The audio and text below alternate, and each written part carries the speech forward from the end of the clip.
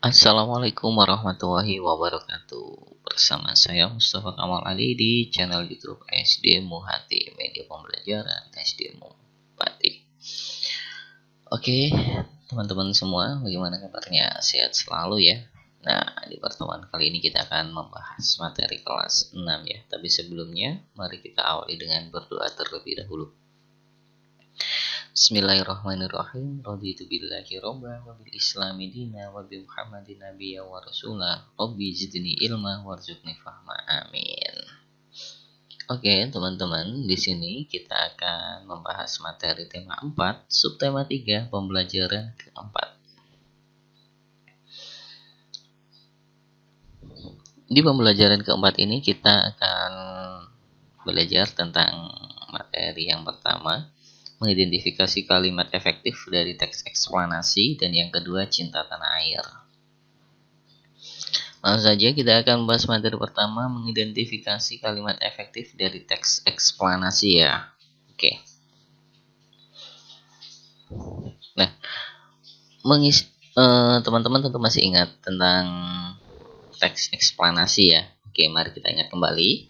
Yang pertama yaitu teks eksplanasi merupakan teks yang menjelaskan tentang proses terjadinya atau terbentuknya suatu peristiwa alam atau sosial gitu ya. Nah, teks eksplanasi ini disusun menggunakan kalimat efektif.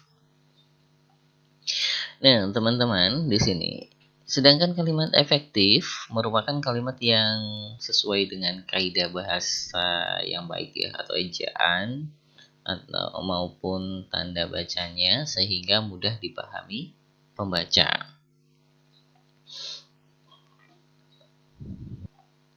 Oke teman-teman, berikut syarat kalimat dapat dikatakan efektif. Yang pertama yaitu mudah dipahami oleh pendengar atau pembacanya. Yang kedua, tidak menimbulkan kesalahan dalam penafsiran dari maksud penulis. Yang ketiga, sistematis dan tidak berbelit-belit. Yang keempat, menggunakan kosakata baku. Dan yang kelima, menyampaikan pikiran dengan tepat. Oke teman-teman, selanjutnya di sini ada sebuah teks. Nanti coba teman-teman identifikasi ya, mana kalimat efektifnya dan mana kata baku dan tidak bakunya. Mari kita baca, dan di akhir ini nanti teman-teman ada tugas mengidentifikasi dari teks bacaan ini. Aku cinta produk Indonesia. Lihat di sekitarmu. Perhatikan baju, sepatu olahraga, atau tas yang kamu dan teman kamu gunakan. Tentu ada sebagian dari kalian yang memakai banyak barang-barang produksi luar negeri dengan berbagai merek terkenal. Terutama kalian yang tinggal di kota-kota besar. Apakah barang-barang yang kalian pakai ada yang dibuat di dalam negeri? Banyak loh. Baju-baju, sepatu-sepatu, atau tas-tas produksi dalam negeri yang kualitasnya sama. Bahkan lebih baik dari barang-barang jenis produksi luar negeri.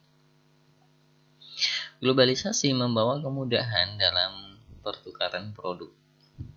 Kemajuan teknologi memotong berbagai biaya yang dibutuhkan dalam pengiriman produk ke negeri lain. Dahulu, untuk melindungi produk dalam negeri dari serbuan produk negara lain, pemerintah memberlakukan pajak yang tinggi untuk produk impor. Oleh karena itu, dahulu produk impor tidak terjangkau oleh masyarakat luas, harganya mahal. Hanya segelintir masyarakat yang mampu membelinya. Di era globalisasi, tuntutan perdagangan bebas antar negara-negara mengecilkan kemungkinan untuk memberlakukan pajak yang tinggi. Akibatnya, produk dalam negeri harus rela bersaing dengan berbagai merek produk luar negeri. Siapa yang dirugikan jika produk luar negeri lebih diminati oleh masyarakat? Tentu para pengrajin kreatif dari berbagai pelosok negeri.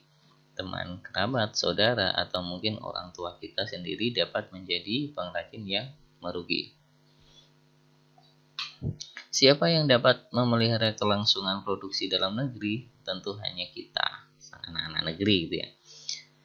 Sudah sepatutnya kita menghargai kreativitas saudara sendiri, sehingga ketika suatu hari kamu berbelanja di toko sepatu dan diharapkan dapat pilihan sepatu buatan Indonesia atau sepatu buatan Amerika, mana yang akan kamu beli?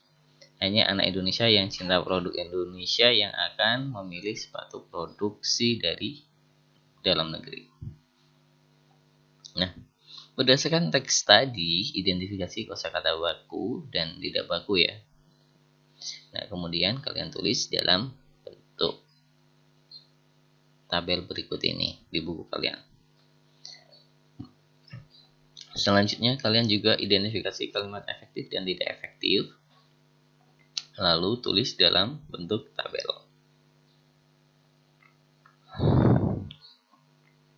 Setelah mengidentifikasi dan menemukan kalimat efektif dan tidak efektif, nah, tulislah inti dari teks ini menggunakan bahasa kamu ya. Nah, tentang dan gunakan kata baku dan kalimat efektif. Oke, sekarang kita akan bahas tentang cinta tanah air. Berbicara tentang cinta tanah air, memilih untuk menggunakan produk dalam negeri dibandingkan produk luar negeri merupakan wujud cinta tanah air. Tahukah kamu apa itu cinta tanah air?